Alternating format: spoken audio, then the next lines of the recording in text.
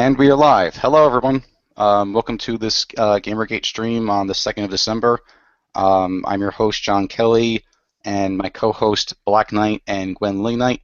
Remy, unfortunately, is in absentia at the moment, and we are waiting on contact from her. Hopefully, she'll be able to make it onto the show. Say hello. Hello. Hello. Well, this is Darian. He's going to be one of our guests tonight, and so is Templar Gamer at the moment. Greetings. Right. So, all right. Sorry about that. Technical difficulties.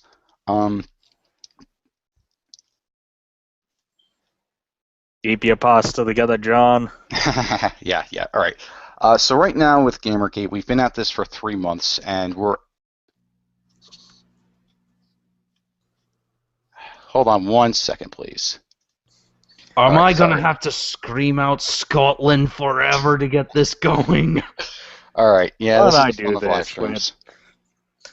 We've been going at this for 3 months, and at this point, we're having a turnover in terms of who's in the, I wouldn't say higher order of people, but there's been a definite rotation. So what we'd like to do is get the people who, the rank and file, the grunts, be able to give their voices as to how they think things are going and their opinions on current events. But the big thing is, we have right now would be the FTC ruling, which is a great victory for Ops UV. The Rebuild Initiative, which is apparently going to get a big boost on December 7th. And then the shakeup at 8chan's GG board, along with anything else that people want to bring up. That is right. The Rebuild Initiative in particular has been gaining a lot of traction lately, and I'm glad for that because it's a project that I truly believe in. We've seen more people write emails, more people have talked about the letters they've been writing in. We've seen, I believe there's been more people taking pictures of the letters that they've sent in as well, and it's gaining traction. There's also been response from developers from operations like OpLoveNet and also the Rebuild Initiative hashtag itself. More connections are being made, and it's a positive campaign that is, I believe, it's going places. And the Op UV was, for all sakes and purposes, so far a success. The FTC is in active correspondence with us. We've gotten those regulations down, and they've actually given us what they want, enforced disclosures. And Kotaku, Gawker, they're under fire right now because they have to abide by the regulations. And if they don't, they'll have to face criminal penalties. This is a great win for us, and we should be proud of ourselves, and we should be talking about this more. Anyone else want to weigh in? Jason, let's hear from you. While I view the Rebuild Initiative, the FTC ruling, and all that is important, and it is because, we kind of need, because it's been pretty clear that these people will not respond unless the long arm of the law forces them to. At the same time, though, it's a case of how big is this really? I mean, yeah, the FTC ruling's great and all, but Gawker still stands. I mean, yeah, they'll add affiliate links, but we pretty much concluded they were nothing but an advertising board with something resembling, hey, an opinion or whatever. As for the Rebuild Initiative, I think it's a bit early to really call that anything more than an idea beginning to take root. I mean, as I've told a bunch of people elsewhere, it can take a year or two for a business to turn over a profit. And since a lot of these sites are run by people who are just working part-time on it when they're not working actual day jobs, I question just how far the Rebuild Initiative will get if these sites actually still stand because, again, they kind of got to compete with Gawker and others who have more or less exclusive industry access that these independent sites like Niche Gamer and TechRaptor really do not have, at least not yet.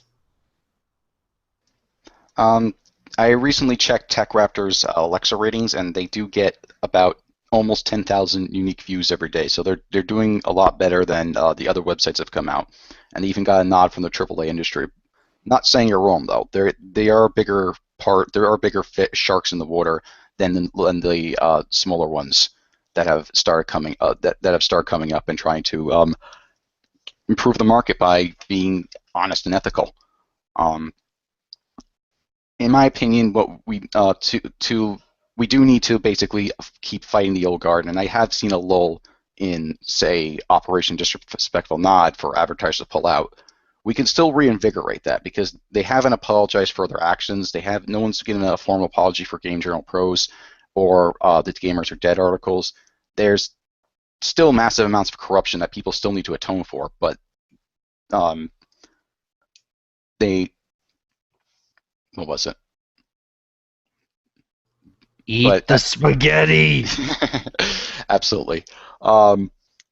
Yeah, like I said, we just need to reinvigorate Operation Disrespectful Nod, in my opinion, in order to keep fighting against those advertisers. But also, we have to keep in mind is that if we destroy those old guys, if we get rid of Gawker, for instance, if Gawker dies, there's going to be a big void. We have to make sure that whatever comes in its place will be able. We have to make sure something better comes out in its place. Anarchy doesn't work because all it does is destabilizes what's already established and puts established. And if you keep on just having anarchy, it just eats itself. Oh, obviously. Well, I guess that's where Yeah. my recent statements kind of come to life. Is I've been advocating recently that we need to get more organized as a community. Not saying that we need a central leader or group or anything like that. We just need to refocus our efforts towards a single goal. And to me, recently, it's been a lot of pulling this way and pulling that way and drama mixed in the middle of all of it.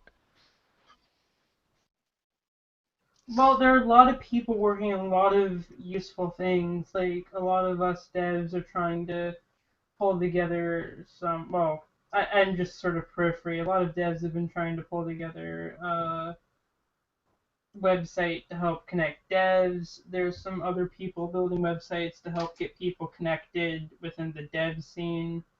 A friend of mine's running away with an idea I had to help put up a new IGF. I mean, there's also a bunch of new gaming media review websites to discuss news and talk about games. So that's what we really need to focus on, is just actually supporting all these efforts.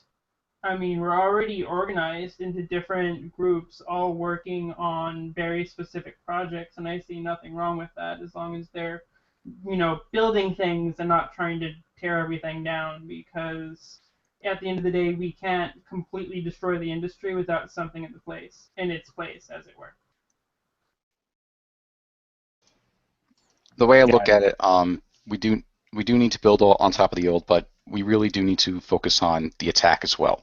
We have kind of gotten pulled apart, as Darian pointed out earlier, and I think that we need to basically we need to engage on three fronts or three branches.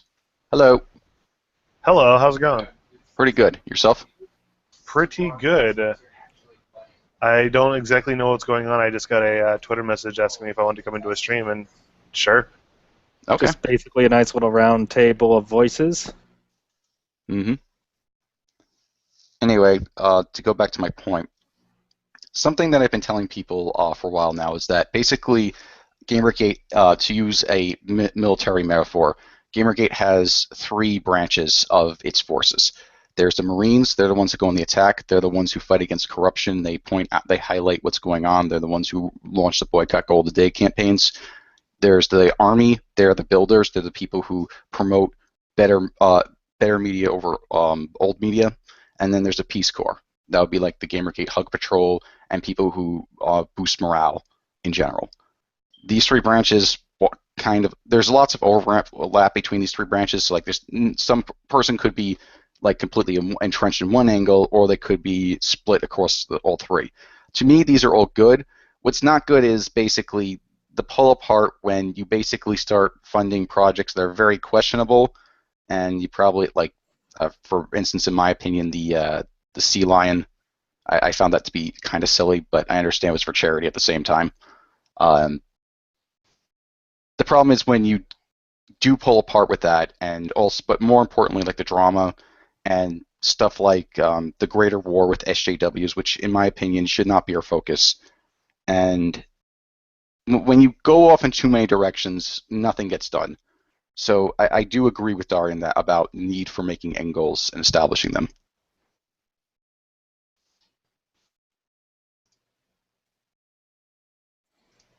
Well, our end goals are pretty much been the same, and I don't think there's a whole lot of uh, like split where our end goal is. I don't think if you were to go and ask the average GamerGate supporter, well, what's the end goal? I think pretty much the answer would be consistent, and if it's not consistent, it would be relatively the same thing, just at different degrees.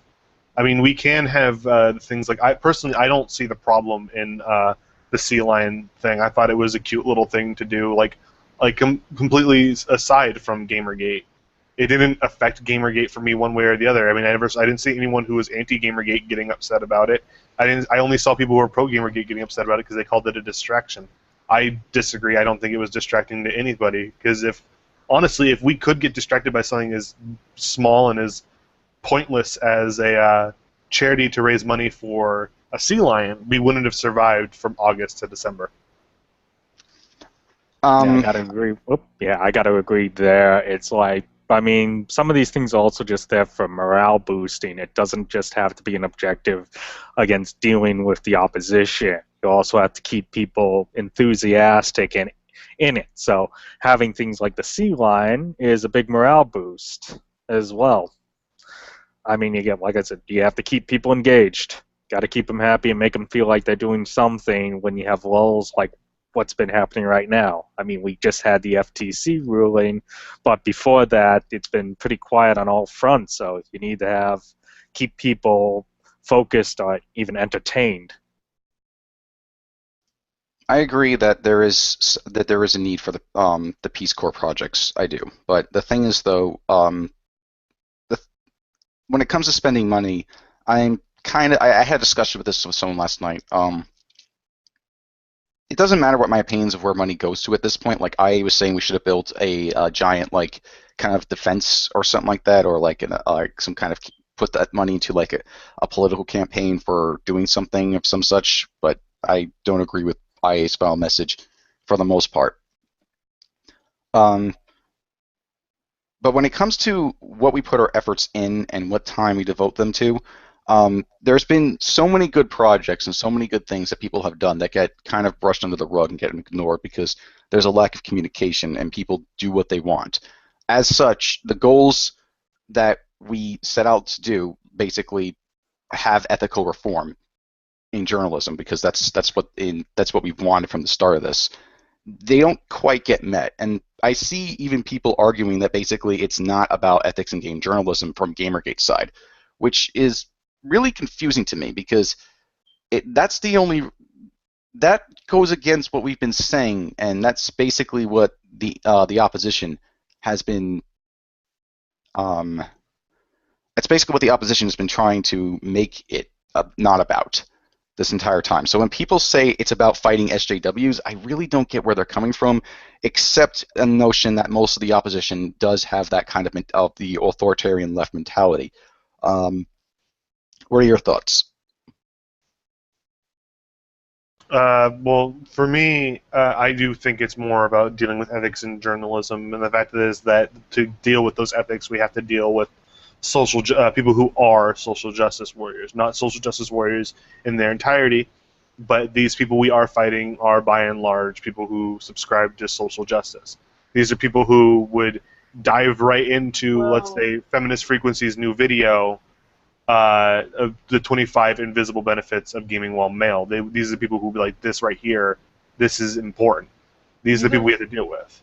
Well, these are social justice warriors. They're not social justice activists, and there's a complete 100% difference. The social justice warriors are the televangelists of civil rights, and we need to call them out as such.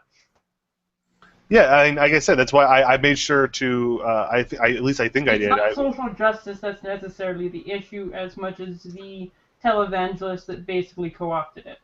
Well, yes, I think I said social justice warrior. If I didn't, I apologize. But yes, these are people who subscribe to being social justice warriors. They subscribe to this new age,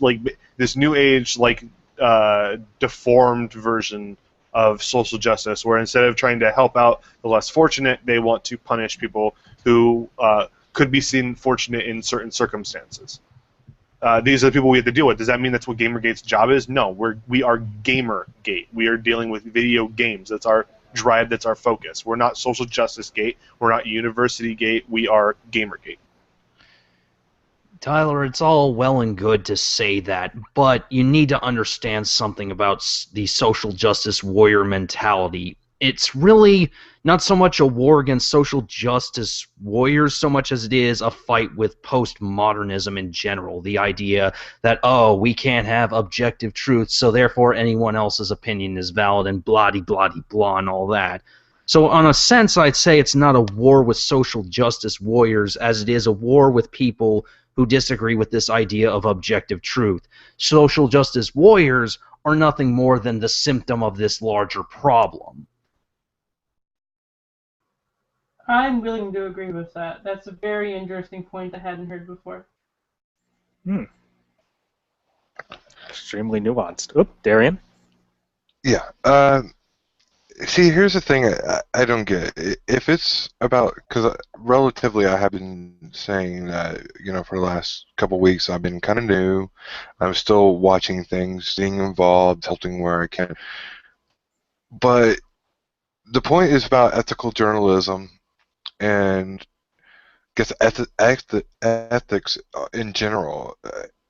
So why do I see that 9 times out of 10 anything that's said on stream, in a video, or written down is arguing the points of SJWs? Why are we speaking their language? Why are we trying to fight them on their ground?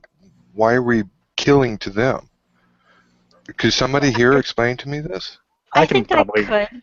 Oh, Okay. Hi. Remy's here. Sorry I'm late, guys. That's all right. Is it okay if I speak? Yes, Sure. it is. Okay.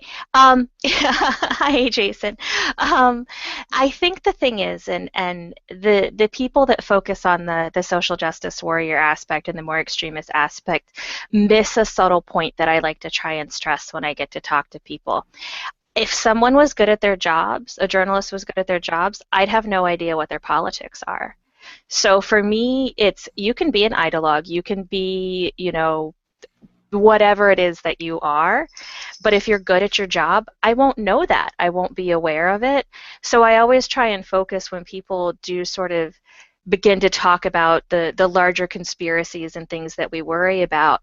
If we remove the people that can't do their jobs professionally and ethically, then we're removing the social justice warriors, and we're not having to battle their politics, because some people, that brings in sympathies. When you're saying, oh, but I'm this journalist and I want women's equality and I want this and I want that, that pulls at heartstrings. And so we need to try and avoid using their language and falling into that trap, and instead saying, if you did your job well, I would have no idea what your political stances are, and kind of lean back on them that way, because they can't fight that. Their politics have no place in gaming, and they have no place as journalists and in the conversations and the reviews and the things that they do. So that's how I try and focus my conversation with them, and it frustrates them. I've had people who are social justice warrior types get really frustrated and really mad at me because I'm like, I don't care about your politics. I don't want to talk about them. I'd like to talk about you being bad at your job. Right. So that's kind of like a key point that I was trying to bring up by asking that question was, more or less, the more we're talking about their politics and using their language and debating their topics, the further we get away from what we're actually trying to achieve, in my opinion. And you're actually giving them press and publicity that, that they desperately seek and want. I mean, all in all, if you really think about it, from at least my perspective, I might be wrong. A few people got their hands caught in a cookie jar, and they turned the whole narrative into something else just to distract everybody. Why is everybody 4 months into this, still distracted by this nonsense. I don't get it. I think it's a case of after Gamergate's done, do you really think these people will go away? As I said, social justice warriors are a symptom of a much larger issue. If we beat them here, fine, they're gone, but that does from here maybe, but that doesn't mean they won't either return or continue to constantly shit up something else. And that's why I say you need to realize where these people come from. This postmodernist, there is no such thing as truth or yada, yada, yada, and therefore all opinions are therefore valid before you can really get to the main problem, at least in my view. I think you do have a point. I'll let Tyler speak in a second. What was it? I think you have a point, but there's... you can go first. Go ahead. Yeah, I mean, the whole issue is, I mean, this sort of the postmodern mindset has infected a lot of other groups. Like we're talking about the academia, or it's like tabletop gaming, or just a lot of other interests where they basically just go into an area and just have their way. It's only if the atheist community and gamers that they've met actually open resistance where they're having trouble getting their message in completely and taking over. So this is more of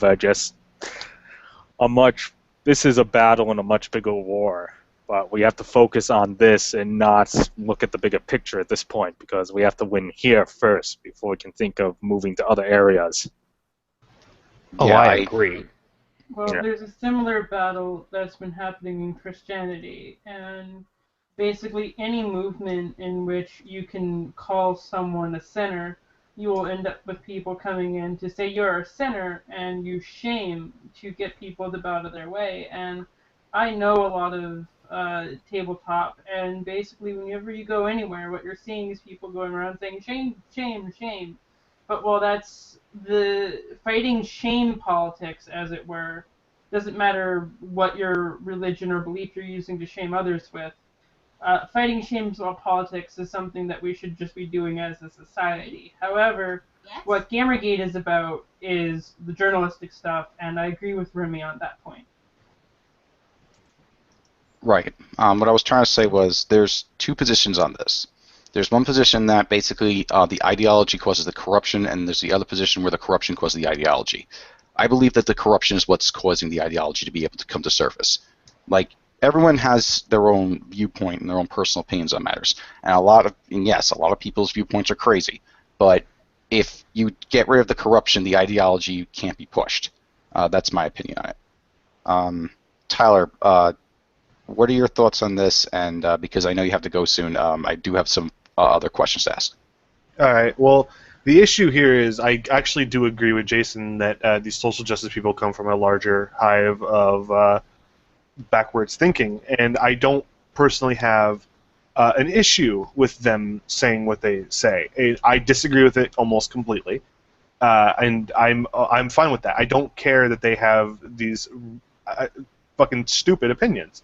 The problem is that if they are allowed to have their platform, the counter should be allowed to have its platform. For every video that Feminist Frequency puts out, that every website that covers that video extensively saying that it's the highest form of academia that they've ever seen cover video games, they should also give that to a counterpoint.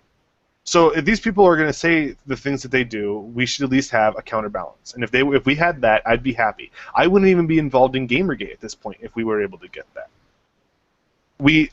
I think that every point of view should be debated, and the problem to me is that they don't do debate.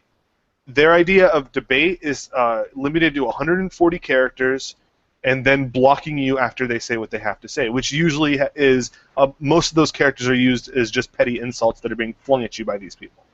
They never have anything constructive to say to us, and that's my one and only real issue with the opposition at this point. Yeah, Okay, but see, debate's a white thing, and by using that, you're succumbing to the patriarchy. And so I learn new things about myself every day. So, since the start of GamerGate, I found out that I'm a racist, misogynist, homophobic, transphobic member of the NRA, the KKK, and the Nationalist Social Party of Germany. You forgot ableist. and Never I'm ableist. Well, can I be ableist if I have glasses? Probably. never in my life. Apparently, autistic people can be ableist. Okay, that's true. So I forgot. I am also ableist, and I'm a part of ISIS. Never in my life would I thought I'd be called a terrorist. Yeah. Well, let's all be happy in the fact that the person who called us a terrorist also wrote the story for a game that has been whose story at least has been universally panned by everybody. Mm-hmm. Agreed. Huzzah! On that note, you mentioned before that the objectives of GamerGate are clear. In your personal opinion, what are those objectives? To me, the objectives are twofold. It was initially to remove corruption and coercion, or to at least expose it within gaming journalism. At this point, we've exposed it, we've shown it, and people know of it. There's no more we could do. You can lead a horse to water, but you can't make it drink. So now we demand accountability. To me, what we do now is we move to the next step, which we've already been doing very well. We promote YouTube accounts and new websites that have sprung up in the wake of GamerGate, and try to continue to grow this culture that GamerGate has turned into, because it's moved from a consumer revolt to a movement to its own subculture within gaming. It's people who genuinely care about gaming and don't care about the gender, the sexual, or the racial politics that these people who write for websites like Kotaku and Polygon want to be a part of. All right, and on that note, since that actually answers the second question, which is why do you have those? Why do you think those objectives are? Since you answered that, what will you do to meet those ends? Well, what I do now is I send emails still. I continue to raise awareness outside, both on the internet and outside of the internet, amongst people who I know are gamers. And one of my biggest things that I enjoy doing is I do run my own YouTube channel, where I do what Dr. Lehman said he did yesterday, where I bring in people, no matter who they are, how big they are, how small they are. I interview them, I get their points of view out there, and I try to show those points of view to everybody to reach a wider audience of people, to see that, by and large, the people who are involved in GamerGate are not the racist, horrible, hate-filled automatons that the mainstream media and these websites have tried to paint us out to be. All right, and on that note, yeah, all right. Those are the questions I had to ask, and thank you for answering. All right, yeah. Sorry, I can't stick around for much longer, but I got to work on that my response video to that 25 benefits video while it's still hot. All right. You must enjoy masochism then, because didn't even watch it. My brain hemorrhaged after a minute. I watched it, and I got to the second privilege, and then I said, I'm making a video about it. I can't just sit here and just watch it. It was terrible. All I know is Adam Sessler's in it. That's all I needed to know. Yeah, it's a bunch of has-beens and a washed-up cokehead getting mad at people for things that they have no control over. The video. Well, I wasn't gonna go there, but okay. Yeah, I go for the low blows. I have. Are you sure the cokehead and has-been is mutually exclusive? That is true. Well, guys, I gotta head out. Thanks again for letting me come on for at least a few minutes to talk to you guys. Thank you for coming. Have a good night. Have a good one, Tyler. Later. All right. We have another new we have a new guest on by the name of Dark Soul, I believe it is. Dark Knight Blade and Soul of a Gamer on YouTube. Gotcha. A friend of your prestigious Gwen Lily Knight. Ah, It's been a while since we've been on a stream together. It has been. Yeah. All right. So, what's on your mind? Well, I thought I would discuss some censorship, things that some of the supporters of GamerGate seem to be for, saying that, you know, websites censoring you is okay because they do not have a right to keep you on there. I'm like, yes, that is true, but that doesn't mean it's not censorship. Just because you can cut out a man's tongue and say, but I didn't censor him because he can still write, doesn't mean you aren't censoring him. And I'm getting bothered by this rhetoric that we should be censoring people on sites because we don't agree with their opinion just because we have the ability to. Yes, I don't agree with, say, Anita Sarkeesian's opinion. That doesn't mean that I don't think she shouldn't have the right to speak where she is speaking and be stopped from speaking where she is speaking. If you're done, I'll actually add to this point because my whole stance is if censorship is solely defined as government taking action, then the American Library Association's banned book week makes no sense. Censorship is really nothing more than someone only removing something or denying access to something from societal pressure, in my opinion. Yes, and that's really the case, is that people are trying to, remove an opinion that they find unfavorable. And you really shouldn't be doing that. Not because what they're saying isn't right, but because what they're saying should be said so we can move forward with it. If you censor the idea, censor the thought, censor the speech, you can't move forward from it because you're just afraid of the words. And you can't move on from it. And if you allow it to be spoken, it's fine. You can still call it an idiot idea and move on. I mean, that's what we should be doing. We shouldn't be saying, no, you can't speak it here. If it's not going to work, it's not going to be agreed with, and it's not going to go forward. And the rest of the world can go forward without it. What was I going to say? Oh, yeah. I mean, it kind of goes back to the age-old question of how would you deal with Hitler if you were living in the 30s? My response to that is I wouldn't censor him. I'd send him on a speaking tour across the world. Yeah, so they could see him for the maniac he was. Or just let him get into art school. To expand on your point that you made about censorship and arguments for it in this case, the usual argument is basically, well, it's not illegal. Yes, it isn't illegal. People often decry First Amendment free speech, and that argument gets shot down because, well, they're not a government body. They have no obligation to abide by the First Amendment. They are a private organization. So they have every right to go ahead and say you can't say or do this. However, that doesn't, just because it's illegal doesn't make it moral. And I find that when you decide that certain opinions can't be said, then you've crossed an ethical boundary there, and you're basically limiting the discussion to control the thought. Yep, just because it is not being done by the government doesn't mean that a forward-going motion isn't being stifled.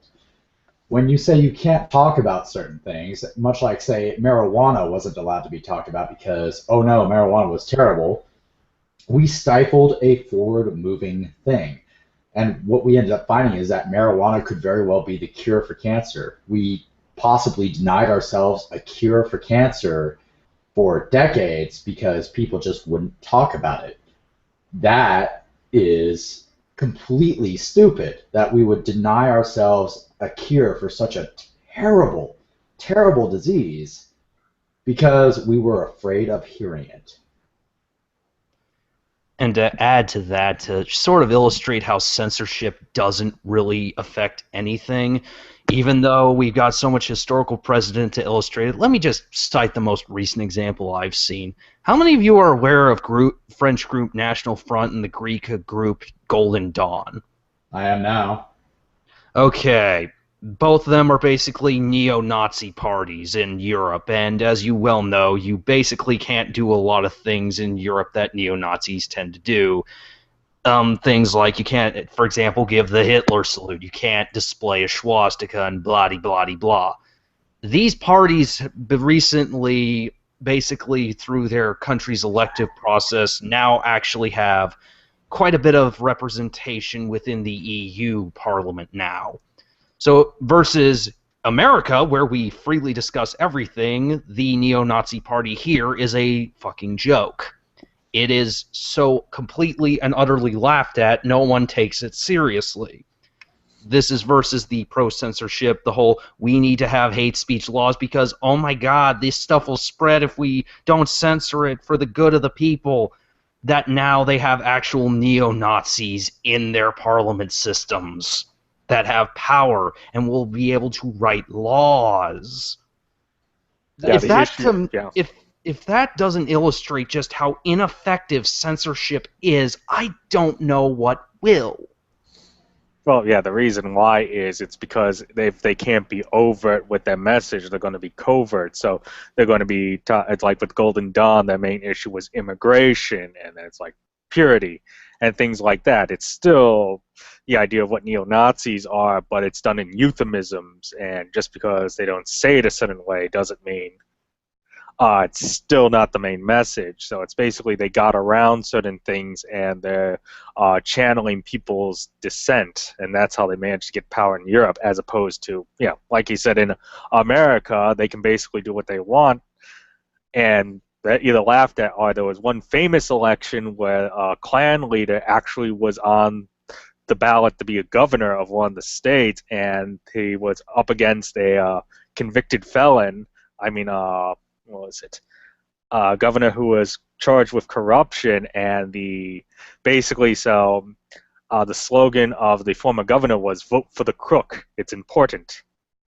And he ended up winning because people were so freaked out that a Klansman might become the governor of a state. Don't forget that David Duke held public office, though. I mean, we have had open Klan members sit in the Senate and in Congress. Yeah, I know. It was about David Duke, but he was governor.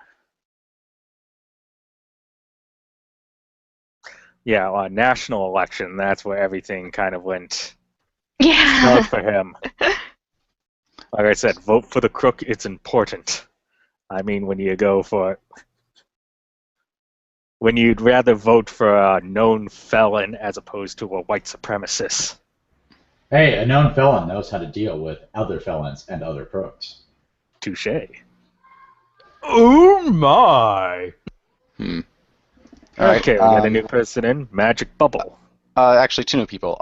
Oom's here, and also Magic Bubble. Either or can go first. The Boom, Bubble, would you like to introduce yourselves? Too busy in bad country. Let the Boom introduce himself. Oh, could you be a little closer to your mic, Bubble? Speak louder! Boost your microphone. Okay. Do you hear me? Barely. You gotta either boost your microphone or get closer to it. Oh, wait a second. Well, while he figures out his mic, can I say something, though, about why I don't think that in Europe a lot of the stifling of free speech and things is coming from a place of, oh, we're worried this is going to spread, but much more of a place from guilt, which is also where a lot of our leftist extremists in the States come from, a very similar place.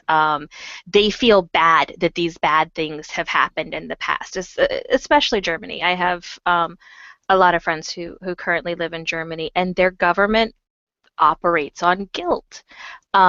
And I think the reason that they try and crush any mention of these things isn't out of, oh, this is bad, this could spread, this could turn into what it was before, but it's more like, oh God, let's pretend that didn't happen. We didn't let this happen before. This has got to go away. And that sort of coming from a place of guilt and then trying to guilt others into different behavior, it's really insidious.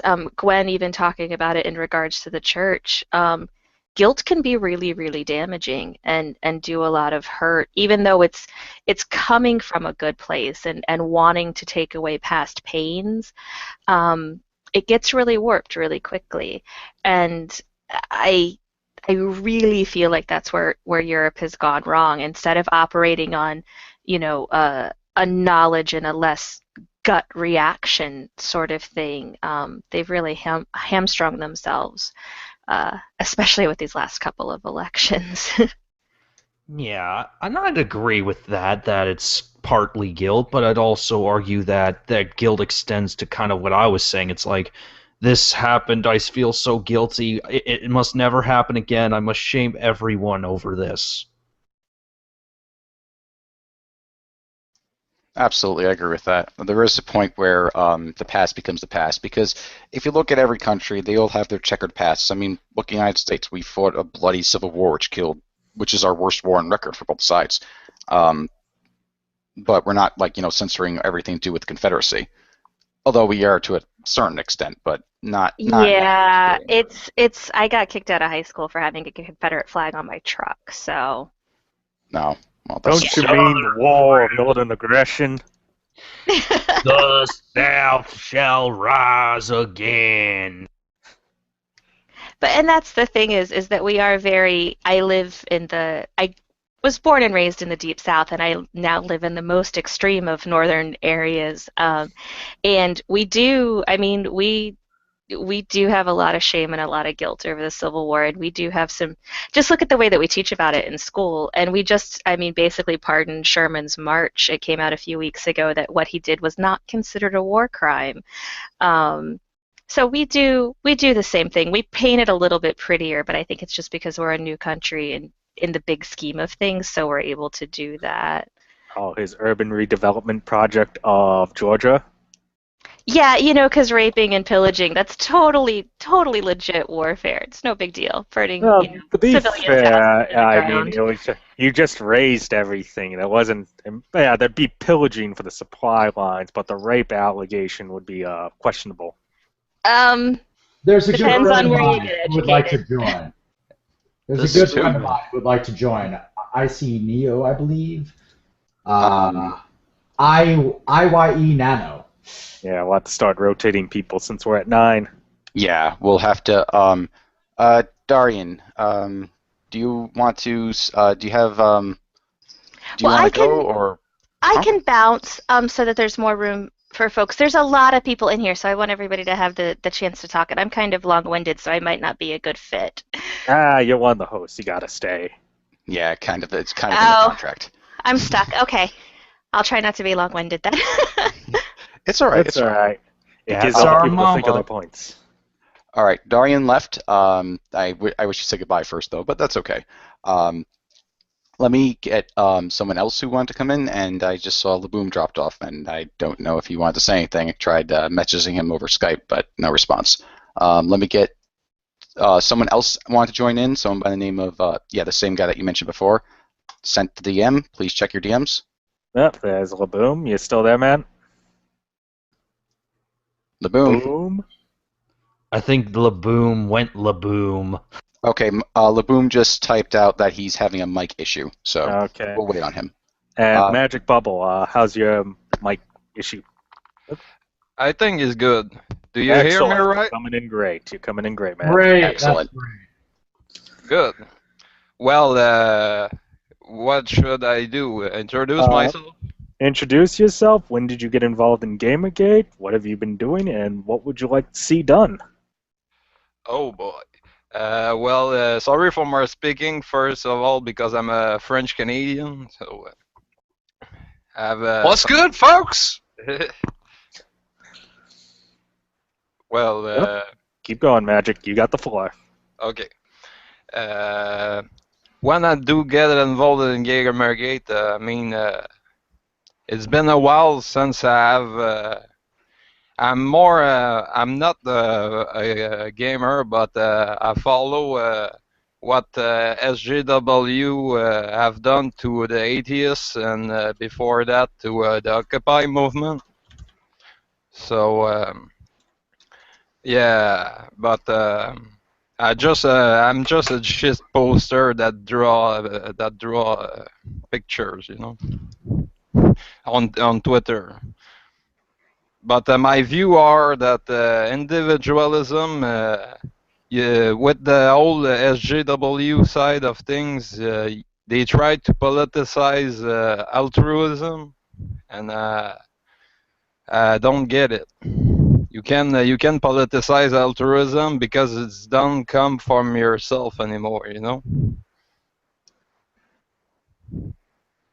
So yeah. Essentially, social justice warriors have tried to move into everything and tried to destroy everything, but you cannot kill the gaming community and you cannot kill the gamers and you cannot force them to move because not only will we push back, we will fucking bitch slap you back out of the place if you're going to try and conform us to you. That's just essentially how we work. It's always how we've worked. We've never let anybody take us on before and never let anybody try to conform us to them. So we're not going to do it this time either. This is just them trying to throw a tantrum against a group that will not be pushed down. Yeah. I am a strategy gamer. I will build the nukes, and then your entire empire shall be bathed in nuclear fire. Also strategy Whatever you gamer, say, but I want to Gandhi. mention something. Glenn, speak. Strategy gamer, but what it really comes down to is everyone remembers Jack Thompson, right? They basically came in trying to shame people over enjoying violent games, and saying, "Shame on you! Violent games mean people do bad things. Shame, shame, shame." It's just fighting more shame, constantly fighting shame. That's the weapon that keeps being used on people to make them do whatever the people saying shame are wanting them to do. Yeah, if you want to try and shame people who have been bullied literally for playing video games over the course of the years, who have grown such thick skin, you could probably launch a nuke on us and we'd laugh at it. Yeah, you came up against the wrong group of people. This is the absolute truth of it, is we are essentially the ultimate trolls. We are the ultimate of social outcasts. We are so used to this. We're like, you think you got it bad. Let me tell you my tale. Anyway, Laboom, you've been kind of quiet. Anything you want to add? Yes, I've actually fixed my my microphone problem. I do want to comment a little bit back on the previous topic. I wanted to say, essentially, those that do not learn from the past are doomed to repeat it, which is why we keep on doing the same thing over and over again, because we don't create new history books to learn from, and we kind of alter the history books to show us to be the good guys all the time. In America, I'm talking about. But with the whole side of things of that we're the outcasts. Now that they want to be included with the outcasts and they want to have fun, that's fine. I don't mind other people wanting to join in on our hobby. What I mind is them trying to change games that are designed for a specific demographic instead of creating more content that is designed to appeal to more demographics. I mind them changing an already existing game or genre of movies or what have you to fit their narrative, and instead of creating more content, I would rather have more games as opposed to less. And it seems like all they want is less that fit what they want. Well, the kicker that I have with what they want is that if you want to join the gaming media, gaming community, whatever, meet it with competition, not censorship. Yeah. Meet it with competition, not social pressures. The thing is, competition sucks. Yeah, I mean, their games aren't very good. That's the issue, so they got to try and rig it in their favor by, taking down the competition. Yeah, their competition absolutely fails. I mean, I'm sorry, but giving Gone Home a 10 out of 10 from those websites was the biggest mistake of the decade. I'm not saying it's not a worthwhile game to play, because I finally did manage to play the fucking thing, and it's an okay game to play. But calling it a perfect game, what the fuck is wrong with you? Well, I was actually if it was cheaper, I think it'd be more worthwhile. Like, I've got games that I bought for $3 have like an hour of gameplay that should be Gone Home. If it was $5, I could say yes, it is worth every ounce of your dollar for the game. But otherwise, a $20 game that does what it does just isn't enough. Like, I was watching gameplay on Gone Home instead of playing it myself because I'd rather not buy it. But I was watching it, and the storyline to me just seemed way too rushed. It did seem like poor storytelling. What they're trying to do is get you to be compelled to care about the character and their relationship, but because of how they wrote it, I couldn't give two shits about the character. Now, that's not to say that I haven't played games where I cared about the character and that it was involved with, but the way that the game was playing, I had no perspective of what this person was or who they were like or anything like that. I had no idea. I just basically went straight head for into a love story, which I couldn't feel any emotional attachment to. A good game that I cared about, which was Heavy Rain, that was able to pull that off. Yeah, I just want to put in, I've played a friend's copy of Gone Home. I've played it, and I should be able to sympathize for the story because I'm a lesbian myself, and that's basically the whole thing. And no, it's really kind of dull, and it could be presented so much better. I don't think they really tried. They really thought much about the story, and they were hoping that, oh my God, it's a lesbian was what was the selling point, when that's not the selling point, and I'm a fucking lesbian. Like, here's what they could have done. They could. God. Yeah.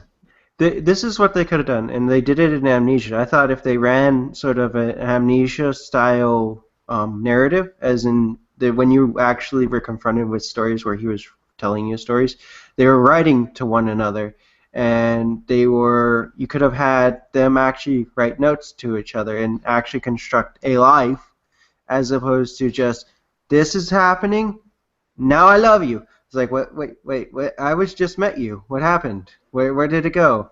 I have no idea who you are. I don't love you. Get away from me. There is a way, it had to be drawn out in the beginning. We had to get at least some perspective of backstory. And in the way that you get an idea of what this person is like, not necessarily telling me their entire childhood, but just leading up to what the type of person I'm dealing with here.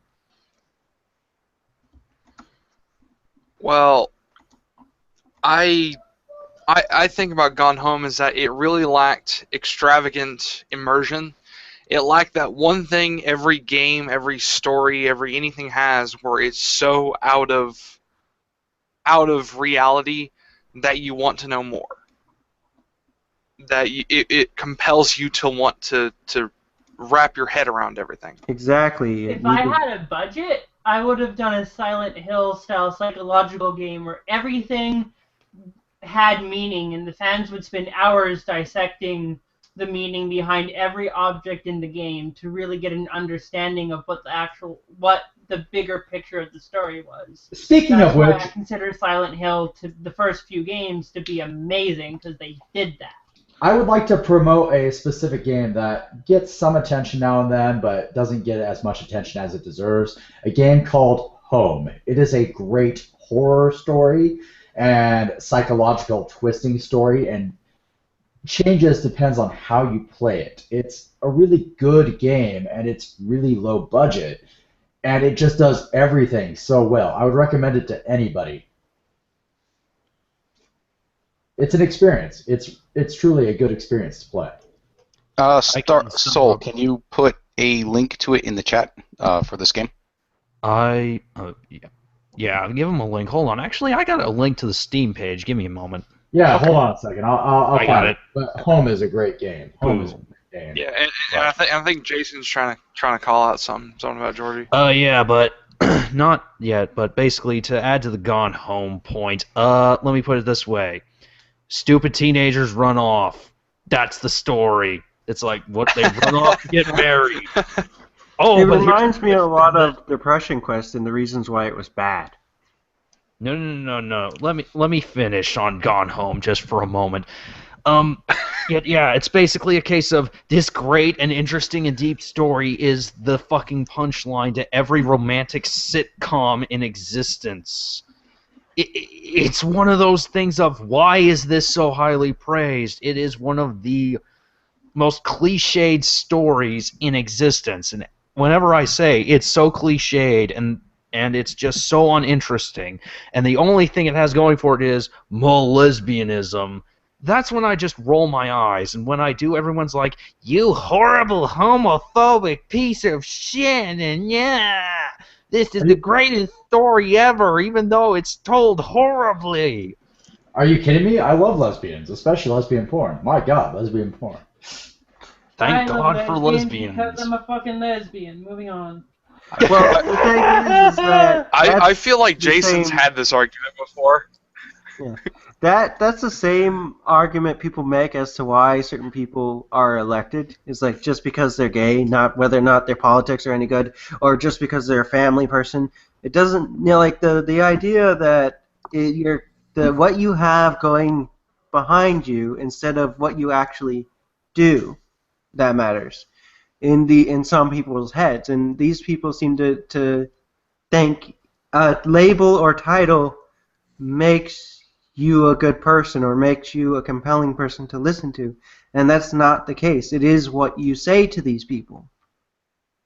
It is the story behind the person. Yes, it's the content of the character over what they are essentially. Yeah. Hell, she could have been a malicious lesbian who was into BDSM, and if they actually played it right, I would have been probably more interested in it. But what it comes down to is, all right. So I think we've beaten this topic pretty hard. Are there any other topics we can, get into? I think we've covered everything there really is to say about Gone Home. I agree. Let's Shit move on. game, 10 out of 10, game of the year. It's an art game. It's 5 out of 5. Stealing Art- Starship. IGN, 10 out of 10. It's a great $2 game. If you pay more than $2, it's a shitty game. Moving on. We're done talking about it.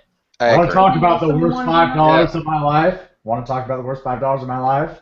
Donate Feminist Frequency. You paid Feminist Frequency $5. Motherfucker, why? I know, I am a horrible person. That was the worst $5 error in my entire existence. I will never live that fucking thing down. And that falls closely to greenlighting Depression Quest. So moving on topic, what are you gonna do to rebuild as a rebuild initiative? What are we doing with Rebuild Initiative? Well, we've been sending letters out. We've been contacting developers, the trade unions, the Entertainment Software Association, the Entertainment Merchants Association. We've been getting people to. We've been trying to inspire others to write letters themselves, getting the information out there, assembling the contact information, so that way they can write to individual developers, not just the ESA and the EMA. And we've had a great positive response, actually. Not only is the community overwhelmingly in support of the idea, but also to those devs that have been contacted, they've been kind of giving us a positive response. For instance, OpLoveNet has been about sending messages to devs you like on Twitter, and a lot of those developers have favorited the tweets of those positive messages they've gotten, which is really the response, which is really good sign for the time being. And also, we've also seen more and more anonymous devs speak out. And how many are we up to? Like 5, 6? I mean, I've lost track. Yeah, exactly. And I believe our efforts for rebuild are working. So Great. that's the current state of it at the moment. And as individual, what are your input in the gaming industry? I mean, what you will do to moving forward to stop talking about SJW, you know? SGW? SJW. Yeah. What's my opinion about SJWs? No. He's saying, what are you going to do to avoid the topic as far as when you're addressing the developer? So when you go talk to, say, a developer or a producer, how are you going to avoid or at least not have to bring that up in a discussion? Easily. That's not what I meant, but I will go with it. Okay. I think it's pretty easy. Just talk about the merits of their work, how you appreciate them, and how you wish they wouldn't be censored by those who would see you censored. Yeah. Remy next. I think when The biggest and most important thing, and I spend a lot of time, I always say when I'm on streams, I spend more time talking to the other camp than our camp. Um, because I was very fortunate when all of this first started to know people who could help me build bridges and have the opportunities to talk to people who generally shy away from anybody who tweets within the hashtag. Um, and the important thing, and what I always try and start any of the conversations with people is I tell them who I am. I do this when I'm talking to advertisers and anybody that I'm trying to communicate within this. I tell them I'm a mom.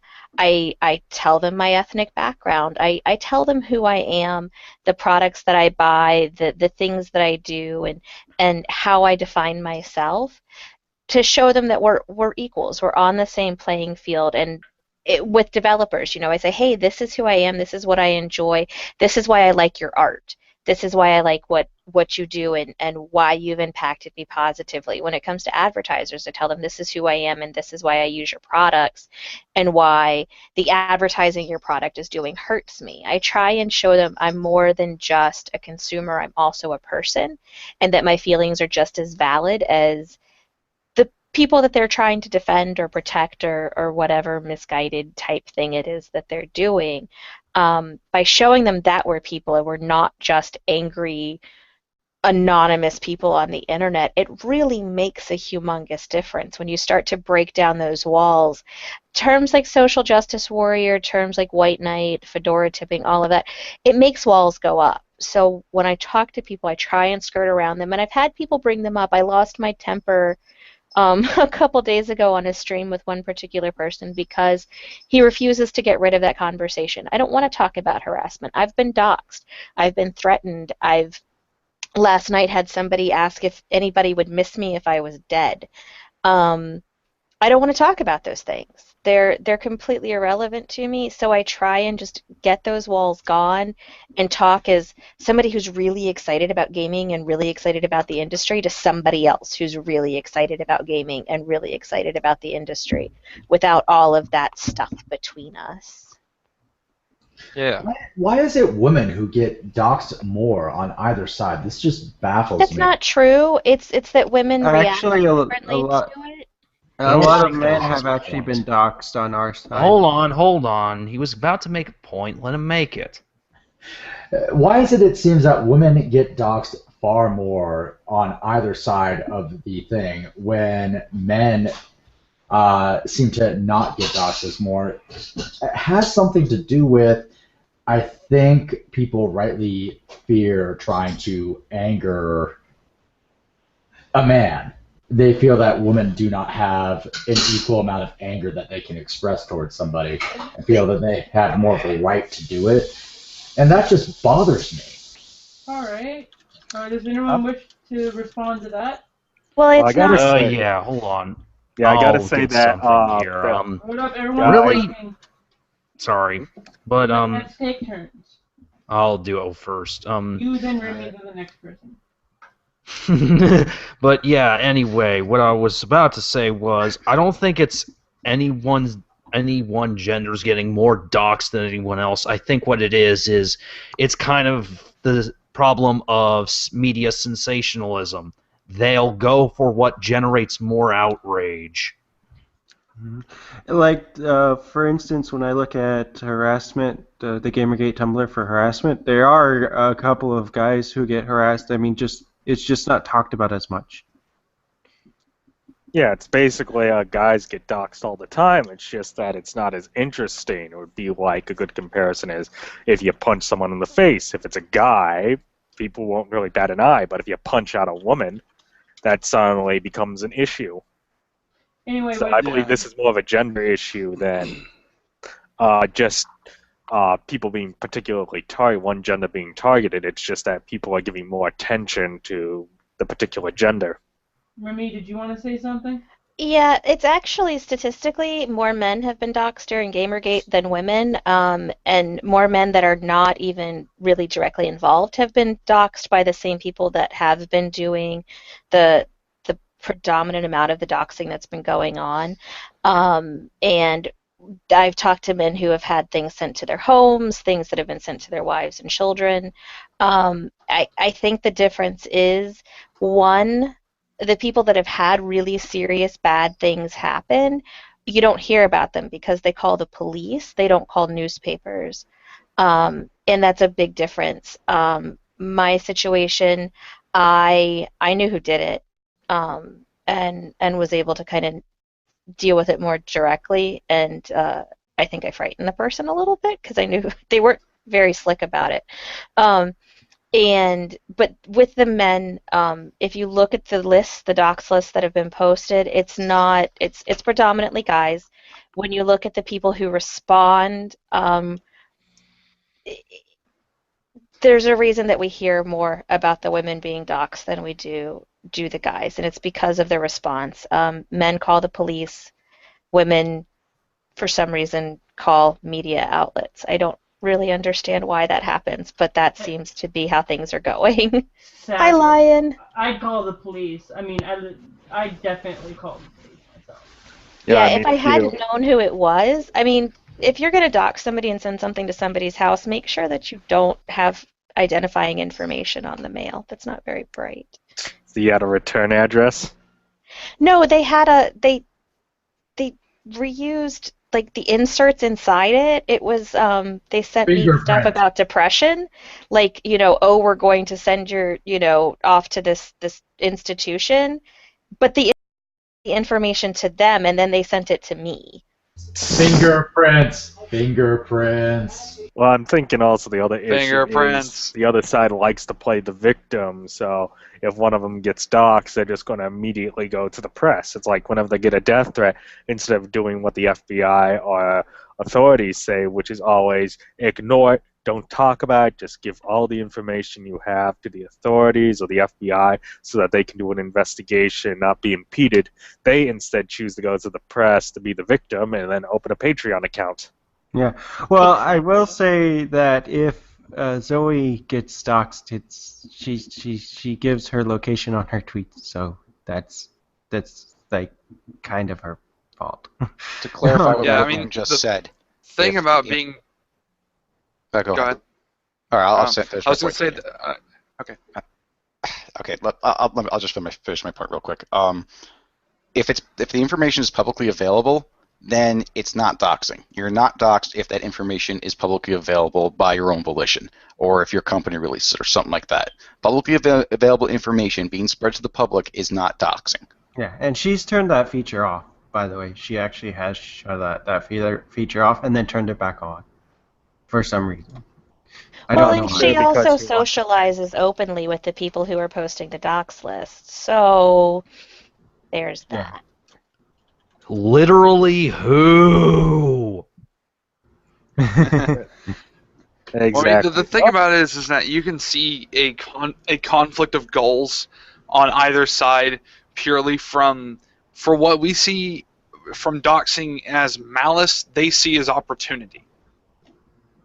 Yeah, we hate doxing because we gamers love our anonymity. I mean, we do not want to be known, and we understand the threats that come with being known. We always have, and that's why we love being anonymous. It's because we understand what happens when people who want to do malicious things to you know who you are. It isn't that we're afraid of what we do to other people or what we say to other people. It's that when you make somebody known, you open them up to potentially terrifying threats. On that note, to break the thread a bit, Lion has just come on. Didn't get a chance to introduce himself. Lion, tell everyone who you are. Okay, well, I'm Lion the Uncommon Samurai. That is at least my stage name. My real name is Michael. From Detroit, and been playing games basically all my life and making music for as long as I can remember. And as far as GamerGate goes, I've been involved in it since the beginning. I was following it since the whole conspiracy thing started dropping out. Cool. Mine also was one of the people who did one of the major artworks for the Rebuild Initiative, the purple and green one. So Mhm. that was very helpful. We appreciate that, Lion. Thank you. Which one? Describe the artwork a bit. It's the infograph one that has, I mean, the text and the three symbols with the points of what you should focus on when writing the letter, and then it was mainly known for the purple and green coloring. Oh, that was a beautiful, beautiful piece of art, by the way. Oh well, thank you. I was actually thinking the other one that came out, the black and orange one. I personally liked it better because of the simplicity, but everybody seems to like the one that I did. I'm sure it's because of the color choice. But yeah, I mean, both of them did have both of them had their good pros and cons, so they both work on the different levels. Go figure. Gamers know what good art is. Also, earlier I wanted to thank Magic Bubble for or rather applaud Magic Bubble for creating these great artworks of people within GamerGate. He made Ralph Retort and one recently. That was his latest one. He's made he's made one for Yvonne. He's made one for a lot of people in general. The Magic Bubble. Can you this is leading up to a bigger project. We're making a GamerGate / Not Your Shield banner. Can you tell us more about this? Magic? Well, yeah.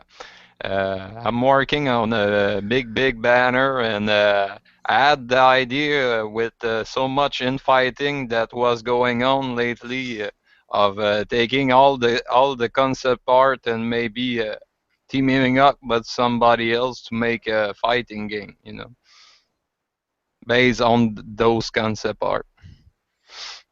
That would be great. We aren't infighting. We're just being gamers. Yeah, but you know what I meant. But Dark Souls GamerGate edition. I don't You have know. been invaded by But, SJW. yes, I'm working on a big banner, and I try to include the lesser known GamerGaters and the big name all combined into a giant banner that I will post when it's finished. So, what info do you want? All gamers walked in, and then everybody was no longer friends. Except for the gamers. They became friends when they wouldn't have been otherwise. I mean, we've combined so many communities of gamers that it's absolutely ridiculous. There's no way we would normally associate with each other, and then suddenly, oh, we're associating with each other. Hey, we like each other. Hey, we're friends. What the fuck just happened? And It's the whole greater threat. It's kind of like the Americans and the Soviets going up against the Nazis. yeah, pretty much. You reunite every sphere of society together, and that's one I want to show in my banner. I would tag it as "This is diversity." I like the whole notion of calling it like a federation of Star Trek. That's because I'm a Trekkie too. But because we do get along, and I mean we have fights every once in a while, but we talk it out and then move past those fights and arguments and that kind of stuff. That's all good. Well, No, go ahead. it can be pretty much summarized as I hate you and you hate me, but that guy's a dick, so let's get him. Yeah, it's basically the greater enemy. It would be like if aliens decide to invade Earth tomorrow, you'd see all of the governments of Earth unifying to fight off the menace. It's basically the greater threat theory. Exactly what what's his name's plan in Watchmen, Ozymandias. Make up a completely foreign enemy and just have the United States and Russia team up. Although there was significant case for backfire in that one, but I'm going on a tangent here. Anyway. Referencing Watchmen. So, Magic, how many people are you wanting to get drawn for this project before you consider you have enough to create the whatever you want? The collage, would it be? Yeah, pretty much reuniting all those those drawing into a one big ass banner. If you draw me in the green trench coat and the green hat with the sunglasses. I will try. What's your Twitter handle? Hold on a second. I'll type it in the chat here. Right away. Oh, now we it can down be in the chat. narcissistic and ask him for sketches? I'm tempted. My YouTube videos have me in the green trench coat, the sunglasses, and the hat. And I think it would be awesome to have somebody who essentially goes word for word what they call gamers. It's why I call myself Soulful Gamer, is I'm matching all their little stereotypes. Look at me. I look like a stereotypical ladies bully, you know. Yes, but I'm actually wearing a fedora hat, sunglasses, and a trench coat. I mean, it doesn't get much more stereotypical for what they call gamers than that. Are you mashing on some Doritos all the while you doing it? Only sometimes. Usually it's beer. No, he makes his daily sacrifice to the Doritos, Pope. Have you bought your Mountain Dew and Halo XP today?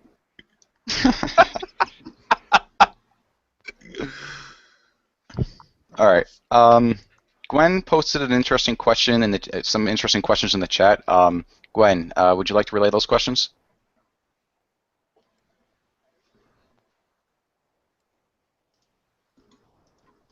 Gwen, are you MIA? Gwen, wake up. She may be AFK. Yeah, that's fine. Most probably. Oh, there she is. What is the difference between ideology and dogma, if any, and is there overlap? Yes, there is a difference, and yes, there is an overlap. Ideology is an idea that you want to push forward. Dogma is something you strictly believe, and will continue to believe regardless of what other things tell you otherwise. If an ideology becomes strong enough, the two can overlap, and the two can be one and the same in some situations. However, if you are willing to be open to difference within that ideology, if you're willing to be exposed to a different idea, you are not actually entwined in dogma. The GamerGate idea is not actually a dogma because we are open to change.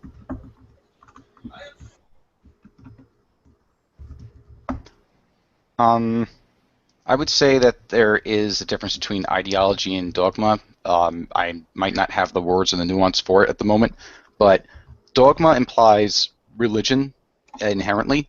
It implies a strict set of rules that cannot change or be swayed. Ideology implies a particular point of view that you align to or abide by. That would be what I'd say to answer that question. But like I said, I don't have the words in my head at the moment to go through it. It's something I'd have to honestly think about to give a better answer to it. Dogma go ahead, Remy. Is the difference between ideology. Oh, sorry. Okay, I was actually a theology minor, so I find this extremely interesting. The thing with dogmatic, and I do honestly believe that many people on the social justice warrior slant of things are absolutely dogmatic because they believe their principles are the most true and truer than any other truth, and that's really what dogma is when this is incontrovertible, this is the absolute pinnacle of what truth is, and they really believe that about these moral guidelines that they've created around themselves. A lot of it really does seem like a religion. When you study religious totems and how they come about to be, a lot of the ways that their social structures are set up are very similar to that of religious groups, and even I hate using the term cult because of how the connotations along with it, but they do have the same figureheads. There's trinities. It's really interesting when you start breaking it down and looking at it and compared to evolution of religious belief, but they're absolutely dogmatic. The term ideologue, it's I feel like it gets bastardized a lot, but I mean we do that with language. But I think that dogmatic, I'm much more comfortable using that term because I like having ideals. Like I'm ridiculously, bubbly and like shiny rainbows and think the world is a great place. So that term sort of it's tough for me. Dogmatic I like because it's very staunch and very these are right and this is the only way and you have to do it my way or you're wrong and that's absolutely how they operate. But yeah, as I was about to say, the difference between dogma and ideology is dogma is just a principle that's laid down by an authority figure and says, this is true and no one can question it. I mean, that's really just bottom line, and ideology's really kind of just more different of this is the underpinning philosophy of our beliefs, I guess is the way to put it.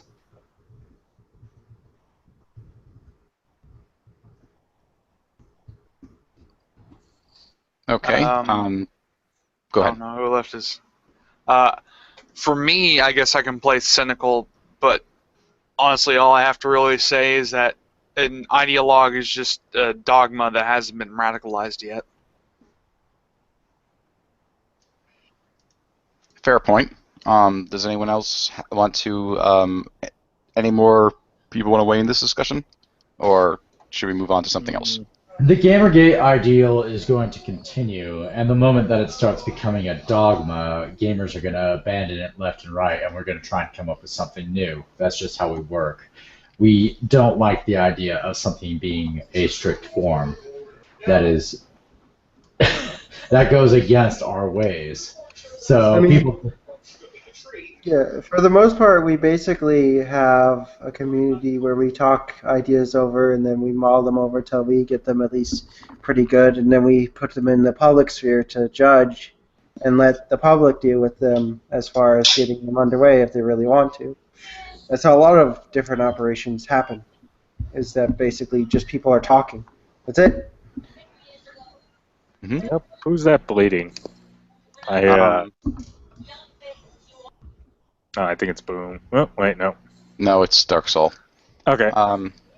Nano, you didn't have. I don't believe I gave you a chance to bring up topics this evening. Was there anything you came on here specifically to talk about?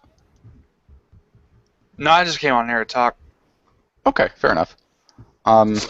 In that case, since because I was on Hat's stream last night. I don't think I was with you. I don't remember, but I'm a friend of Soul, so figured I'd join in. Okay, that's cool. Oh, that was a fun stream. Yes, it was. Now that I can explain that stream. Basically, I had an idea and I poorly worded it, and basically, as I said in the Kotaku in action form, the term. When I said the term council, what I merely meant was a form of a more open form of transparency, where the people who are recognized as the more prominent voices, I refer to them as leaders, but that's an argument of semantics, and again, I don't like that, but I guess I have to nuance my statements here. They should have gotten a place for them to come together and exchange ideas, not about dictation, not about telling people what to do. People should be free to do what they want and work on the projects they think are best. I don't want there to be an authority. And even if we did establish an authority, would they have any real power besides what you give them? I mean, I think the idea of a council is a great idea, but it should be an anonymous council, a group of people that constantly change out and constantly speak for the group and judged by the group. And I think if we managed to do something like that, it would be actually pretty interesting, because they couldn't actually attack us as individuals. They couldn't actually dig into our dirt. Well, that would just be so hard if everyone's anonymous, though, because then you wouldn't. Well, the thing about it is a council might be the wrong word. I think a better would be a forum. Agreed. Where you can join in and out freely, say what you need, and kind of you'll get a consensus, but there will be more discussion and everyone will be much more open to it. I mean, we basically already have something like that. It would be on the chance where you can just do an idea. There's no identity attached, so people are judging you strictly on the merits of your ideas and not on who you are, either as a positive or a negative. Hell, And what we then, are right now is essentially a council. I mean, think about that. What we are right now in this group right here is a council. No one knows anybody here per se, other than the name I that they've wouldn't say given we're a us. council. We're just discussing things. So the way that they Yes. want to say I think you're just doing a wordplay at this point. With the Yes, council, I would I'm- assume that we're actually trying to I'm- do something constructive as opposed to. Let Jason speak. Okay. I'm of the opinion that a council was stupid from the get-go for one simple reason. Why do we need to erect anyone as an authority? Our ideas live or stand based on their merits, not who's supporting them. That's how the other side plays. It's like, I'm an authority, I know more than you, therefore my opinion's more right. I mean, that's just how we operate here. It's a case of either rebut the argument or you're an idiot and need to leave. But that's why I my like Yeah, the thing about it is that GamerGate is surprisingly autonomous. I mean, I will point this out because it's pretty much the highlight of my entire GamerGate career. Is that when Roguestar pretty much hijacked OP LoveNet from Divvy Ever or Grace or whatever the fuck she calls herself now. I pretty much was right there behind him minute one listing devs.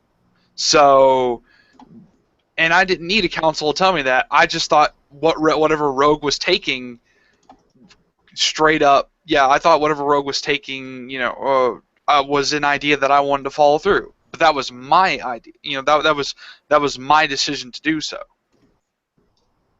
Exactly. What a council of gamers is essentially Gamergate at its core. Whatever we like, we go through with. Whatever we don't like, we say fuck off. Just fuck off. We don't want to do anything with that. Gwen, sorry to interrupt. Gwen. Oh yes, yeah, she had some. I just wanted to say one thing, and what we need is not a council, but something like this, a forum where people from the community can come talk. We also have actual forums where like Reddit and such, where people go to talk. But sometimes it's good to have this more real-time back and forth and trying to get people's opinions and ideas out there and discussing them. What's important is getting multiple ways for people to get their voices heard so that we can discuss their ideas rather than the content of their character.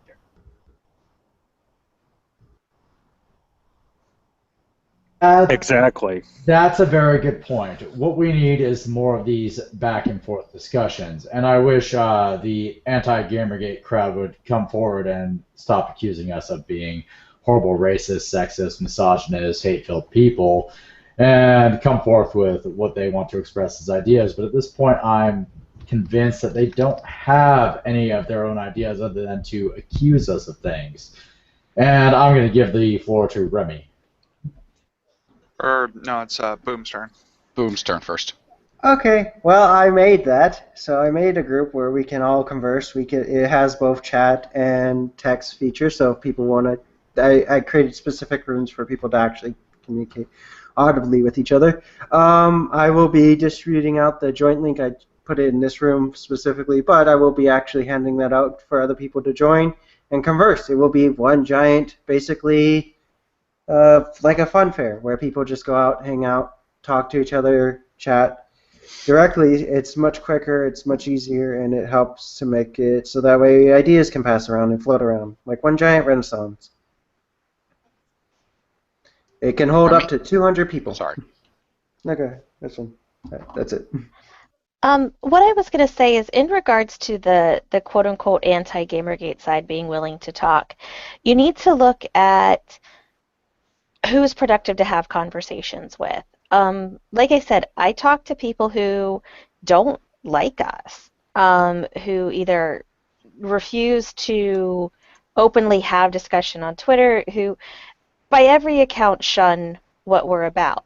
Now, I choose to talk to these people because they're either A, journalists, or B, gaming professionals. Those that like to scream insults at us, look at them, look at what they do, and look at their relevance in the industry. Who knew who Brianna Wu was before GamerGate started? Did any of you guys know who she was? Nobody knew who she was before this. Exactly. The industry Literally doesn't like who? her. You go to events, people would avoid her. She's irrelevant. This is why they're literally who's. So when people are, saying, oh, they want to throw insults, they don't want to talk to us, there's that teddy bear butts person, something something butts, I can't remember their name. There's Cause. There's all SRH. of, yes, that person. All of these people, they're no ones. They can't change the gaming industry even if they wanted to. So why give them our time? Why give them our attention? There's no point in talking to them. Instead, these developers who are quiet either because they want us to shut up and go away or quiet because they can't voice their opinions, those are the people that we need to engage in discourse and that we need to have conversations with because they can actively make change. They can push on the journalists from the other side. Talking to journalists who, like Eric Kane, and seeing what he has to say and sharing information. And I mean, he's quick to smack us in the nose with the newspaper when we're stupid. These are the people who are productive. These are the people who can make change and difference. The people who want to call us nerds and who want to, say that we're a bazillion and one other horrible things have absolutely no impact on the industry. And I am happy to ignore them because they can't make change. And if I continue to make change and make things better and it makes them miserable, hey, that's cool too. I want to add something to that. I think the reason that we expose these people as they are and give them attention is not to give them attention per se, but to point out that we should not be listening to these people and let them have an impact on gaming because this is how idiotic they are. But how did they have an impact on gaming, though? Hold on, I want to add to this, and it ties back into the idea I was saying earlier about how I would send Hitler on a speaking tour. It's not so much it's a case of I want these people to have attention. I want people to actually see what these people are saying and then realize just how idiotic their opinions really are. That's how you beat people like this. You don't ignore them. You put a spotlight on them and fry them in sunlight. Can I have to address that point actually now because I do not agree with. Well, I agree and disagree. Where I agree is, yeah, if someone says something stupid on Twitter, go ahead, highlight it, show it to the world. But if we actively engage with them, we're just instigating creating a larger problem, and that makes us more likely to say stupid things ourselves and makes us look bad in the process. So I agree that these people should be allowed to speak and make themselves look worse and worse and worse as time goes on, with possibly one exception, and you probably know who I'm talking about. But although actually, probably don't. Doesn't matter. Where was I? I lost my train of thought. I am sorry. You're right. For the love of God, don't engage with them directly. Engage with them indirectly. Post the stupid shit that they post, and let the world see them for the idiots that they are. Let them see that they shouldn't be afraid of these people. The gaming industry is afraid of these people. We need to show them that they shouldn't be afraid of these people because they are fucking idiots. But that's what I'm asking, and because I do want to understand, I don't know anybody in the industry that had a conversation with Brianna Wu prior to this going on. So that's what I'm saying. She wanted to get her 15 minutes of fame. Yeah, he's an opportunist. I mean, he saw what was, an opportunity, and he took it. I mean, look at how he originally went with Milo and was going to do an interview there before he got onto a bigger platform for his message, and then just dumped Milo to the side. That's one of the main reasons, he's still around, because he's sore over that. And it's an open wound for him, more or less. There are people who came into GamerGate for opportunities. I won't deny that. However, there's a difference on how we're approaching it. because we can give them attention as long as we don't give them validity. Yes, we are not giving the people that we accuse of being complete and utter morons validity. We are telling them that they are complete and utter morons. And when people say that we're conducting animal abuse, yes, we're going to say that you are a complete and total fucking idiot. Because, no, we don't condone animal abuse.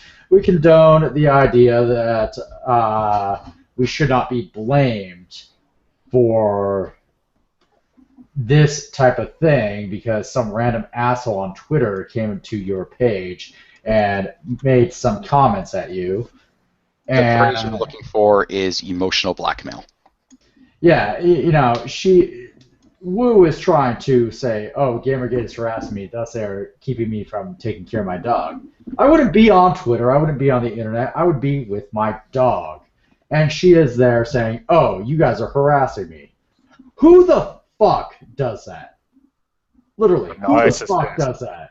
No, I was confused about that because she seemed to just literally come out of nowhere and said, "GamerGate, stop harassing me about my dog." And it's like, whoa, nobody even knows about your dog.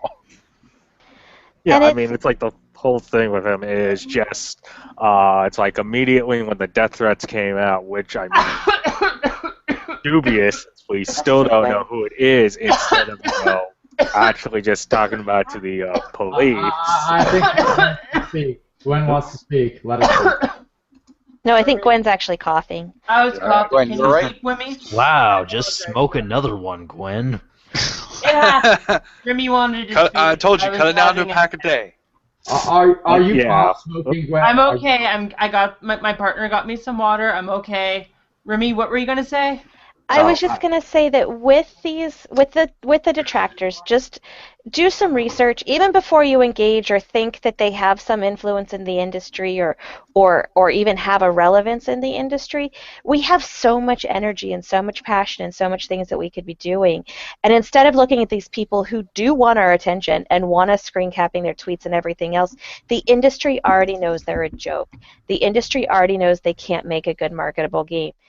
We don't need to tell the industry things that they're already aware of. What we need to do is say, hey, guess what? We don't want to give them our money either. We don't want to give them attention. We don't want anything to do with them. We want you to be on Spotlight. We want to see your games and what you're doing. Let's give you that spotlight. Let's give you that attention. Let's give the industry that we want to exist that attention and focus our productivity there. It's just... there's so many, there's Randy Harper, and again, Brianna's made a game, but I don't know anybody who's ever played it. It's huge. It takes up your entire phone. It doesn't make sense. I will say this, that the way that Rebuild is currently going with OpLoveNet is the actual way to go, because it first opens the door of, hey, we're friendly, and then goes, we don't like this. We don't like the fact that the journalists are really being assholes over there, making dishonest claims about you guys. And we need your help in order to get that taken care of. Yeah, I think one of the real reasons is, though, that the devs and the people in the gaming industry do fear these assholes. They do fear these assholes because they seem to be loud. The thing is, GamerGate has proven itself to be way, way fucking louder. Like, this is something unseen throughout entire internet history, to have this many voices and this many people come together and say, fuck you. I mean, literally, when have you ever seen this many voices come together and say, fuck you? You have the Ferguson thing. It had 3.5 million tweets in a day that people were angry about. You don't have this many voices come together and collectively say, fuck you, and keep pushing on for this many months. That's just not how the internet works. There is something bigger here. And we are bigger than these fucking assholes that want to say, yeah, we are the ones that should be paid attention to. No, you shouldn't. You never should have been. And the fact that the gaming industry fears you is a fucking joke. I mean... Well, are you talking, when you're saying, do you mean like Lee Alexander and people like that? Is that...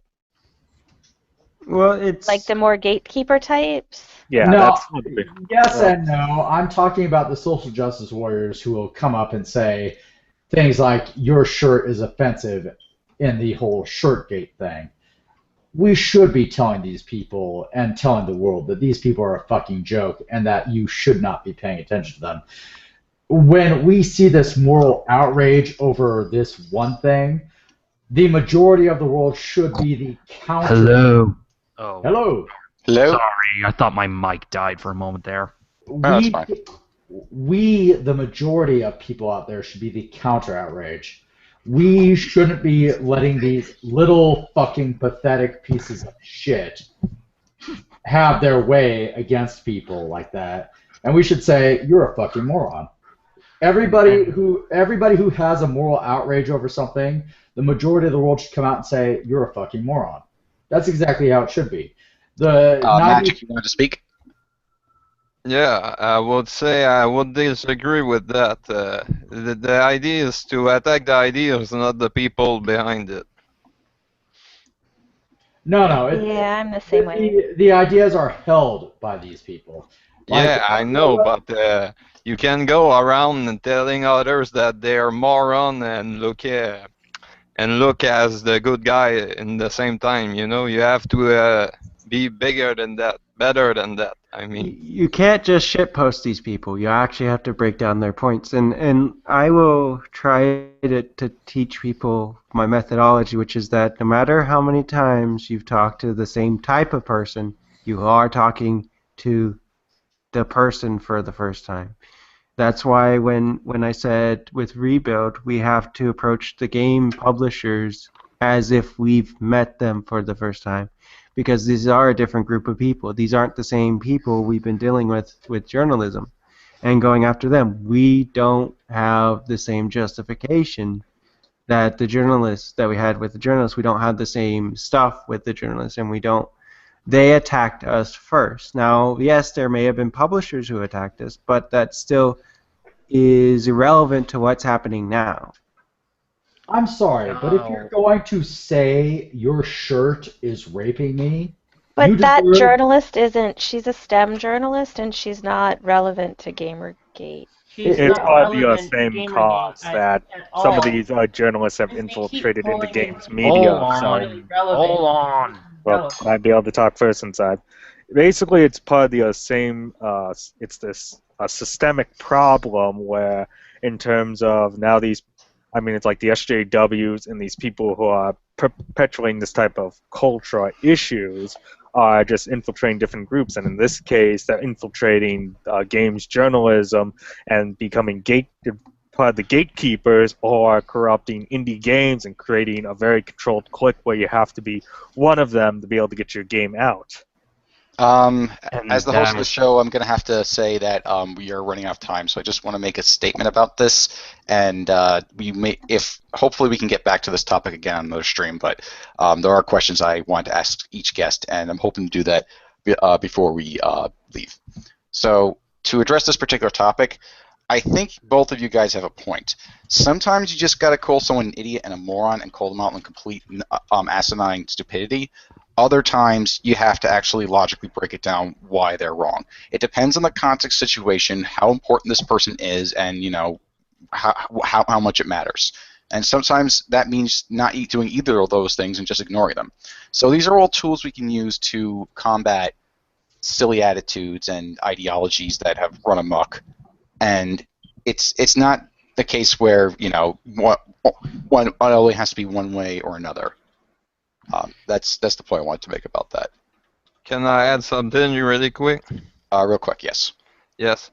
I would say that there's always a third party involved, the common people. So if you're going around calling others moron, it could affect their views, and GamerGate might seem a little hostile, I just want to... You call a shirt rape and you want to call GamerGate hostile? I'm sorry, but no. The rest of the sane world is going to see why you were calling somebody a fucking moron. All right. On that note, we gotta end the thread. I do want to. I will if we get back another stream with you guys.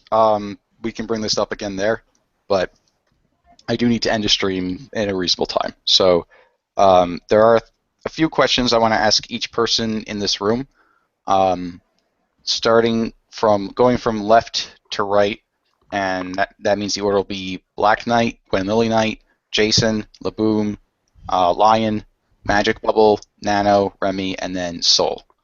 Now, for Black Knight, what is your end goals for GamerGate? What is your end goals for GamerGate? Well, how I see this, a reasonable goal would be to at least take down or greatly diminish the power of the old games media in terms of like Polygon, Kotaku, Rock Paper Shotgun, the main perpetrators who are just overtly corrupt and are not going to do anything about it. Yeah, they're going to give us lip service, but they're not going to address the underlying problems. If we can do that and diminish them and then prop up our own sites that, have a code of ethics, are transparent, everything's out in the open, and it's like we can just continue to monitor them, so it's like we're the watchmen for them as they watch the gaming industry. I feel we'll be in a lot better shape. And in a sense, we're starting to get that done. It's like, what is it, Raptor Tech Raptor is saying they've now gained a pass to go to E3, so that's a major boost to their legitimacy. Okay. And how did you come to this conclusion about these goals?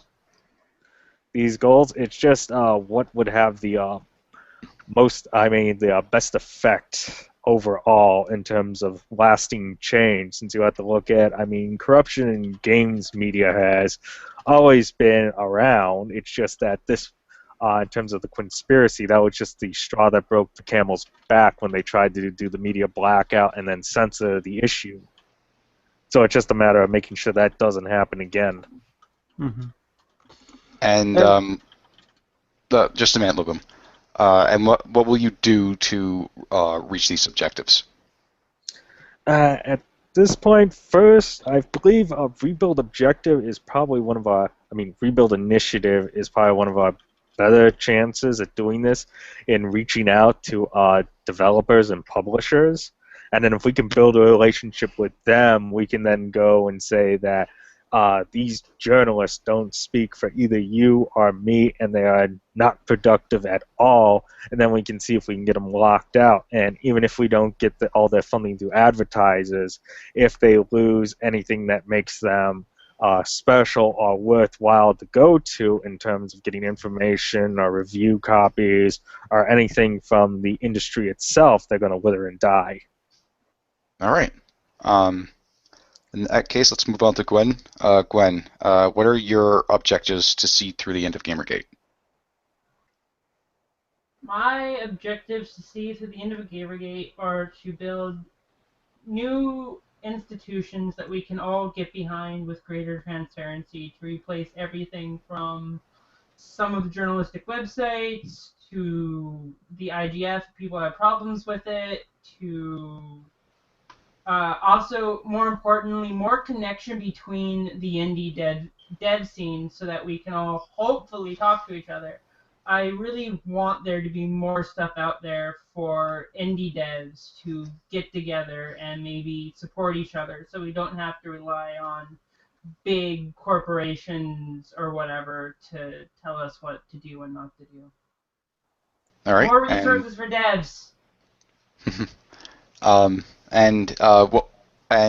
did you come to this conclusion of that basically is the same thing with Black Knight. So would you agree with his reasoning for why you got to that conclusion, or do you want to elaborate on that?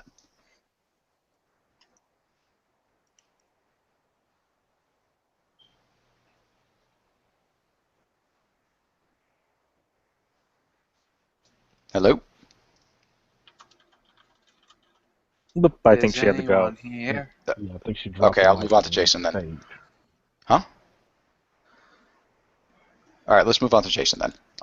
Jason, what are your objectives to see to the end of GamerGate, and why is that your objective, and what will you do to meet that objective?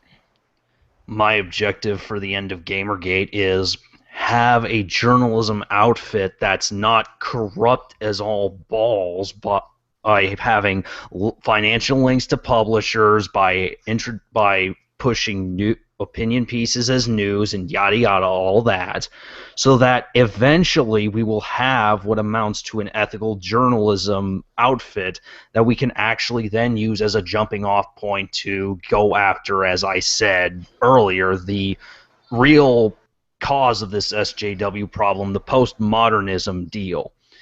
What was your second part to that? Okay, so why did you how did you come to this conclusion, and what are you doing to seize the end of that?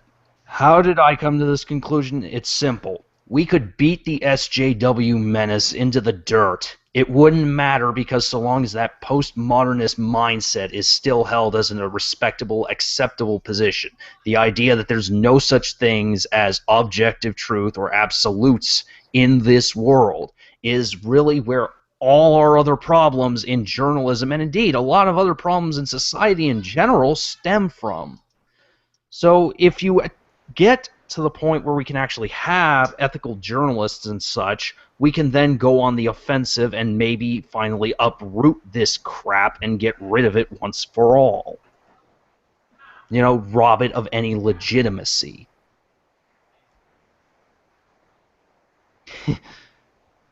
Hold on. And what am I doing personally for this?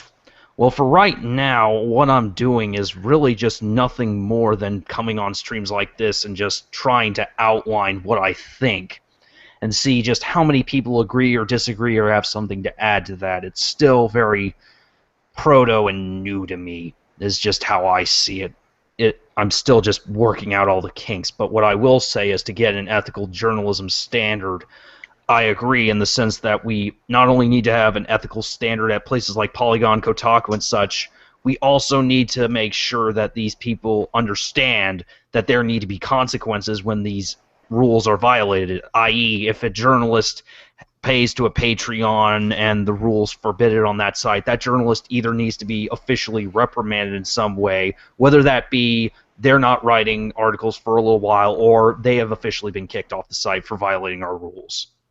Did you catch all that? Yeah, I did. So basically, you want there to be like across the board ethical standards that the websites that people who report on games all abide to, right? Yes, and if they break those rules, they get very, very quickly slapped down with them, like the book is just dropped on them. Gotcha. All right, fair point. Fair points. Laboom, same questions. Your end goals, how you came to those end goals, and what you're going to do to meet them. Well, I think that my end goals for GamerGate is to have my most extreme end goal is to have Kotaku and basically reboot the company to where they actually have to change the name. They have to sell all their assets and liquidize, which is not an unusual concept in corporations. They've done it time and time again. A lot of corporations that you saw go away came back as another entity, but it does it takes away any clout they had beforehand and has them start over as a completely separate entity. I would also like that the people who caused the majority of this and would not let the actions that were necessary in order to resolve this to happen, those people to be fired because they're bad for the company. They're toxic to the actual economical and consumer-friendly base. I would also like for us to continue what we're doing here to other spheres of the world. What we're doing here is the necessary steps, and I don't mean necessarily us, but I mean this model carry to other that need it. This model in which we have presented to the world and how it has withstand the greatest hardships and has actually worked to greater goals and worked to successful ends, to actually carry that sort of position and stance when doing other stuff in the future. And we will achieve what we want on a base level, and maybe even what I'm looking for.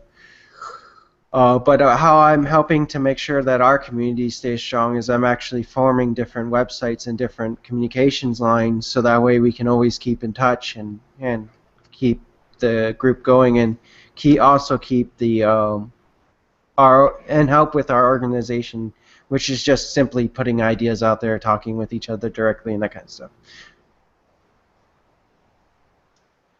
Okay. Line? Your objectives, how you came to those, why you decided upon those objectives, and what you'll do in the future to meet those objectives. Yeah. As far as end game goes, still pretty much on the unanimous opinion here. Basically, an exodus of all of these the usual suspects, Kotaku, Polygon, etc. At least from relevant game media. You know, not necessarily they have to go away, but if they want to keep on doing social justice games, that's fine. But as far as being mainstream, that has to end because it's not working. As far as how I came to that conclusion, I mean, it's kind of oh, I'm sorry. I'm actually not even finishing my thought here. Breaking those sites down, but also building up other sites such as Tech Raptor and Games Nosh and stuff like that. As far as how I came to that conclusion, I personally think it's a pretty obvious road to be taken. I mean, 'cause right now we're basically in anarchy mode, you know. And after anarchy is a setup of a new system, or rather rebuilding the system the way that you want it to be.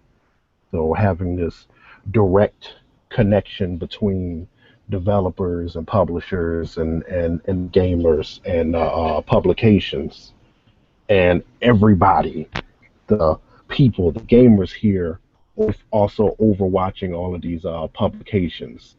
And that's why I think sites like Gamer.me needs to stay around forever. GamerGate.me.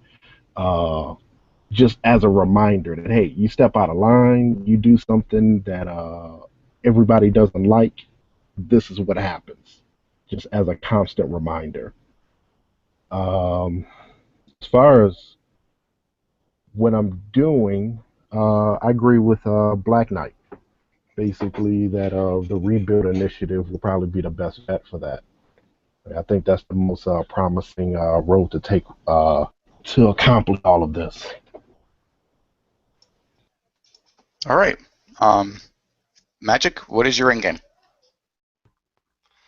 Well, my end game, don't have any. Don't know what I could do much personally, but I don't think that GamerGate or not your shield are going away anytime soon. You know, think that it's only going to grow because it's full of honest people and full of different opinion, and we can all get along even with those differences. So it's all great. But no, I don't have any end goal personally. Would you say you're of the opinion that GamerGate can potentially last forever? Because maybe not forever. We all gonna die at some point, but I think the spirit behind it would live on. You know. I definitely think the spirit behind it will live on, and it will have like this subculture of communities that kind of network together and stuff. I think that's not going to go away. The communities will always be there. They're here to stay. But in my opinion, the movement itself, it will end, and it needs to end at some point. It does need to meet its objectives. That's my opinion on that. But yeah. Okay, Nano, what is your end game? Well, all I really want is just cocaine and hookers. No, I think my biggest shtick has always been the more anti-SJW side than really the than the ethics thing, because their ethics is important, and I agree with everything that they've said. But for me, the only real way to get the gaming industry forward is to give every developer, both on the anti and pro GamerGate side, on whatever side that they choose, with whatever ideologues they have, to have complete and total creative freedoms of their games. But as well as that, give critics and even consumers the ability to socially criticize that game, either with their voice or their wallet, and have the market decide. And I think for me, I do my best to support developers that I think should do well by supporting OP LoveNet and even the Rebuild Initiative, where I've talked about it before, where I say that all these developers really need this love. Like Neocore Games, they made the incredible adventures of Van Helsing series, and I think, having seen how many Twitter followers they have, I have almost as much as they do, and I haven't even made a game, and they've made 2 really good games. So I feel like that those who need more attention should get more attention, but based off of their own merits. So, in other words, like to sum it up, what you said, you want a better marketplace for the consumer. In other words, between. Yes. I want a better marketplace for everyone. Agreed, and Rebuild is about that. So, definitely get on board. Remy, same question. What is your end goal? For me, end goal is a more direct communication between developers, publishers, and their consumers without the gatekeepers between us, whatever form those gatekeepers take. I want an industry where developers do not have to buy drinks for journalists or go to parties that make them uncomfortable or go to events that feel exploitive just so that their games can be seen. I want games promoted and shown to me based on merit and not based on what activities you can do for a journalist or what favors you can perform for them. And to work towards that, Rebuild Initiative, definitely, totally love that. I also think continuing to stress professionalism for the journalist, when they do their jobs, when they actually are doing what they're supposed to do, saying, hey, I noticed that, you did good, thanks. And keeping them aware that we are watching, that we do go to these same events, that we do follow their Twitters, and we see how they behave, and we are going to continue to hold them accountable. I don't think the hashtag is going to last forever. I do know that I am going to, for the rest of my life, be a consumer advocate, not just in gaming, but in a lot of different industries that I care about, and that I am going to be just as quick to hop on Twitter and be like, hey guys, so did you notice this? This was bad, this was good. Let's continue to keep the pressure up and keep our industry honest. What I'm doing to work towards those goals, I talk a lot. I write a lot of emails, I make a lot of phone calls, and I try and listen. I try and hear what the developers have to say. Sometimes we get off course and they're like, hey, that's not actually broken about the industry. Let me show you what's going on over here. And trying to then bring that knowledge and share it with other folks so that we're all kind of, in the know and understand how the industry is working and where it's broken and where it's not. Okay, sounds good. And finally, Dark Souls, you're up. What is your end game?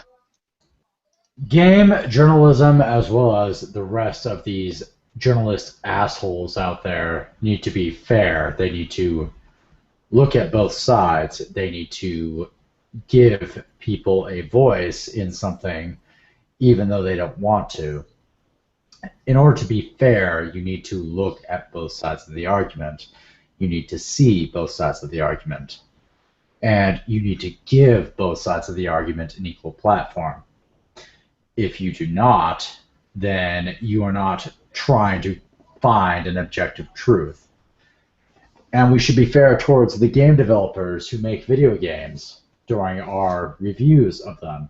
We need to not say that because we think this woman is too sexy that the game should be ranked down. That's bullshit. We need to find a fair ground. Now, people could say what is and is not fair is subjective. That's not true. You can know what is and is not fair as objective, and you can see what is unfair. What is unfair is easy to see. You can tell what is unfair with ease. And trying to fix what is unfair and to make it fair is something all should strive for. The fact that these journalists have not been trying to do that, have been trying to throw gamers under the bus for things that they did not do, is bullshit. That should be recognized as unfair. That is not subjective. That is objective. You cannot throw millions of people under the bus and say, you're all bad because of this. That isn't fair. We've all known that that isn't fair. And the fact that they continue to say that because it's my opinion, I can tell the world that you guys are terrorists is bullshit. We need to start saying we can recognize what is and is not unfair based off very objective standards. And the fact that they don't seem to realize that this is possible is bothering to me. For GamerGate to end, we need to recognize what is unfair. And these journalists, what they've done has been completely and entirely unfair. And we need to stop them, or we need to destroy them. And what will you do? Like, what you'll? I'm dropping spaghetti all over the place here. My apologies. Where's all this spaghetti coming from? How will you achieve that goal? How will you achieve that? Thank you, Boom. I will expose them for the frauds they are. I will expose them for the attention seekers that they are. I will watch every single move that they make and show the rest of the world why they are wrong. And once they are essentially put up to being tabloids, which nobody believes as true, then they will be gone. And Gamergate will continue, in my opinion, indefinitely, because we will always expose their fraud. We always intend to expose their fraud. We always have been exposing their fraud, but now we've joined as a community, as a group of thousands, if not millions of voices to say, we will expose you for the frauds you are, and we will show the world the frauds you are. And the world will eventually come to see that we aren't incorrect. All right. I believe that wraps it up. For me personally, what my end goals are, and why those end goals are what they are, and what I'm going to do to keep forwarding them. My end goals are basically certain people need to be run out of the industry. They have gone too far, and they need to be held accountable. There's others in the industry who need to be forced to apologize, essentially, because they owe us, not because we demand it, but because they owe us an apology for a lot of the things they've done, like particularly the Gamers Are Dead articles and the Game Journal Pros emails. I'd like to see, if it's possible, to have Alistair Pinsoff off the blacklist from the journalistic scene, and be given an apology from Destructoid. I also want to see new media being built over old media in general, and I want to see the marketplace as a whole improve for the better. And what I'm going to do to achieve those goals, I'm going to continue to support the Marine branch. To bring up an earlier metaphor I brought up before, I'm going to be pretty much primarily active in the Army branch and keep promoting new media from now until the end of Gamergate. And I'm also going to be pushing the Rebuild Initiative because it's a project that I believe will ultimately work. And and like I said before, we've been getting positive feedback from both the community not only the community and not only the people who have heard about it at large, but also from the developers themselves who are starting to come out of the woodwork. And I believe we will see after December more of this. So hopefully we'll meet those objectives, and hopefully this will lead to a GamerGate instead of being this giant wildfire that everyone got upset over for about 4 months and then just petered out into nothingness, into like all this drama and infighting and factionizing and stupid arguments like the stupid council thing I brought up yesterday. Instead, hopefully we'll move forward and hopefully we'll build we'll build a better market at the end of the day, and that's what I want: honesty, integrity, and more communication. All right. I think that's it for the show tonight. I thank everyone for tuning in. I thank everyone for coming on the show. Black Knight, Gwen Lily Knight, Jason, Laboom, Lion, Magic Bubble, Nano, Remy, Dark Souls, the other gentleman who came in whose name I can't... who was the other gentleman's name? Black Knight? Tyler. Yes, Tyler. Yeah, thanks for Tyler for stepping in and coming on. And also, thanks, shout out to Darian. Hope he's still listening. And thank the viewers. And the show didn't exactly go as the format I intended, but I think it worked out pretty well anyway. Before we go, I would like to say that if you like Tech Raptor, you should totally check out Georgie Young. She's feeling a bit down due to all the hate she's getting over some errors she made that she later corrected, and I think that she's a nice person, and you should give her some encouragement. She's talented. Again, check her out on Tech Raptor if you don't believe me. She is getting hate? Jesus. These people just don't know how to... but... It's a riot. Riot! Have a good night, everybody. Thank you. Have a good evening. Georgina Young, we send you our love. Have a good night. We all love you. You're all wonderful people. Yeah, and Georgina Young has done a great job covering the issues. All right, that wraps it up. Have a good night.